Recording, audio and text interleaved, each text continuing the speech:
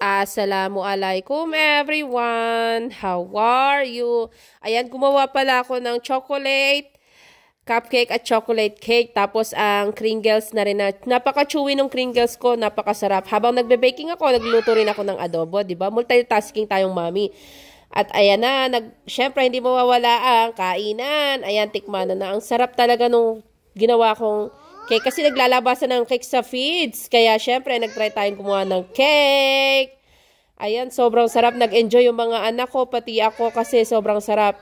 Yung huling gawa ko ng crinkles ay nung 1 taon pa, o, di ba? Matagal-tagal na rin hindi kami nakakain ng crinkles, di ba? Sobrang sarap, sobrang chewy. I-try nyo na rin.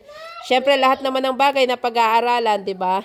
Kaya mabuti talaga pag talaga tayo mga mami, nakakagawa tayo ng mga pagkain para sa ating mga anak, hindi na tayo bibili sa labas. O siya, ito na ang cookies na gawa ni mami. Yun lang, assalamualaikum. Diyos sa